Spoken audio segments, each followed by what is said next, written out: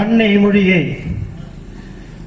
அடகார்ந்த செந்தமிழே, முன்னைக்கும் முன்னை முகிழ்ந்தெடுத்த முத்தமிழே, கன்னி குமரி கடல் கொண்ட நாட்டிடையில் மன்னி அரசிருந்த மண்ணுலக பேரரசே, தென்னன் மகளே, திருக்குறளின் மாண்புகளே, இன்னரும் பாப்பத்தை எந்தொகைய நற்கணக்கே, மண்ணும் சிலம்பே, மணிமேகலை மணிவடிவே, முன்னும் முன் நினைவால் முடிதாட வாழ்த்துவோமே.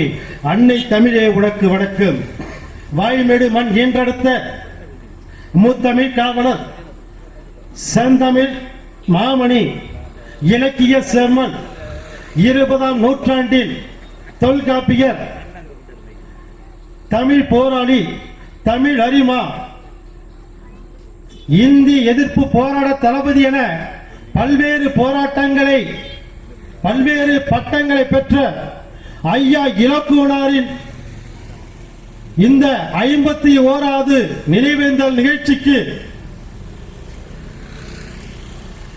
மற்றொரு மாமேதையாக இந்த வாய்மேடு மண் ஈன்றெடுத்த நேதாஜி காவியம் கண்ட, கப்பலுக்கு ஒரு காப்பியம் கண்ட, வெண்மணி காப்பியம் தந்த, புதிய மனிதன் என்ற எண்ணற்ற பல நூல்களை தந்த ஐயா வாய்மநாதன் அவர்களுக்கும் எனது புகழ் வணக்கத்தை தெரிவித்துக் கொண்டு, இந்த விழாவானது ஒரு அரசு விழாவாக இருந்திருக்க வேண்டும். நமது துரதிர்ஷ்டம் அது நடைபெறவில்லை. ஏனென்றால் ஐயா ஒரு பச்சை தமிழர் என்ற காரணத்தினாலே மிகவும் மனம் வருந்துகிறது. இன்று மாலை ஒருவரிடம் இந்த அழைப்புதழை கொடுத்து சொல்லும்போது, வாய்மை, அதாவது இலக்குவனா யாருன்னு கேட்கிறாங்க, இலக்குவனா யாருன்னு கேட்கிறாங்க. இந்த வாய்மையில மண்ணில் பிறந்து வளர்ந்து தமிழுக்காக போராடி, தமிழ் இந்திய எதிர்ப்பு போராட்டத்தில் பல்வேறு போராட்டங்கள் நடத்தி சிறை சென்ற ஐயா இலக்குவனாரை யார் என்று அறியாத இந்த வாய்மேடு மண்ணை நினைத்து மனம் மிகவும் வேதனை அடைகின்றது.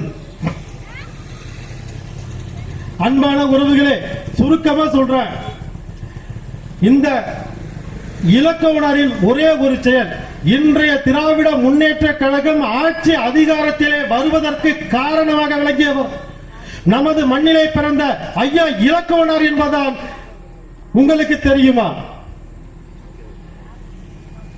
வாய்மேடு மண்ணிலே பிறந்து 1936 முதல் 1973 வரை பல்வேறு இடங்களிலே தான் சென்று பணியாற்றிய இடங்களில் எல்லாம் மாணவர்களுடைய தமிழ் உணர்வையும் தமிழ் எழுச்சையும் ஊட்டி ஒரு இந்திய எதிர்ப்பு போராட்டத்திற்கு அடித்தளமிட்டார் ஐயா இலக்குவனார் என்பது நம் மண்ணறியாது. அந்த இந்திய எதிர்ப்பு போராட்டத்தின் தனது வாய்ப்பாக பயன்படுத்தி ஆட்சி அதிகாரத்தில் வந்தவர்தான் இந்த திராவிட முன்னேற்ற கழகம். ஆனால் இந்த திராவிட முன்னேற்ற கழகம் ஐயாவின் வாழ்க்கை வரலாறை இருட்டடிப்பு செய்கின்றது. 1962 மதுரை அடுத்த திருநகரில் தமிழ் வாழ்ந்தால்தான் தமிழகம் வாடும் என்ற கருத்தை முன்வைத்து தமிழ் காப்பு கழகம், தமிழில் பெயரிடுக, தமிழில் எழுதுக, தமிழில் பயில்க, தமிழ் அப்படி என்று ஒரு 4 கொள்கைகளை முன்வைத்து பல்வேறு போராட்டங்களை நடத்தி அதன் வாயிலாக மாணவர்களுடைய எழுச்சியையும் உணர்ச்சியும் உருவாக்கி ஹிந்தி எதிர்ப்பு போராட்டத்துக்கு எதிராக மாபெரும் போராட்டத்தை கண்டவர் ஐயா இலக்குவனார் அவர்கள் தான்.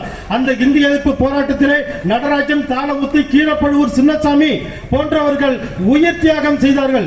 அந்த உயிர் தியாகத்தை தனது வாய்ப்பாக பயன்படுத்தி ஆட்சி அரியணையிலே வந்தவர்கள் அவர்களுக்கென்று எங்கு ஏதாவது ஒரு மணிமண்டபம் கட்டுகின்றார்களா?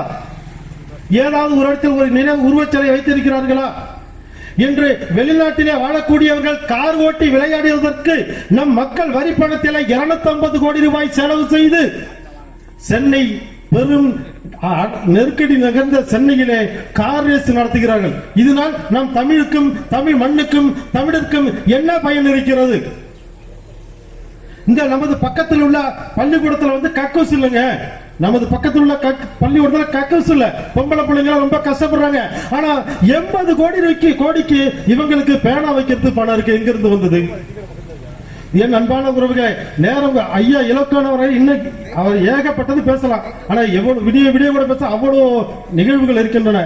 ஆனா நேரத்தின் காலம் கருதி எனக்கு கொடுத்து 5 நிமிடத்தில் முடிக்க வேண்டும் என்பதற்காக நாம் எல்லாம் வருகின்ற ஆண்டிலாவது ஐயா அவர்களுக்கு ஒரு நினைவு மண்டபத்தை எழுப்பி திருவுருவச் சிலை எழுப்ப இந்த வாய்மேடு மண்ணில் வாழ்கின்ற அவரது உறவினர்களும் வாய்மேடு வர்த்தக நண்பர்களும் வாய்மேடு வாழும் மக்களும் வாய்மேடு ஊராட்சி மன்ற தலைவர்களும் உதவி புரிய வேண்டுமாய் இந்த கூட்டத்தின் வாயிலாக அவருக்கு ஒரு வேண்டுகோள் விடுத்து, இலக்கு ஒன்றுதான், இனத்தின் விடுதலை. நாம் தமிழர். இலக்கு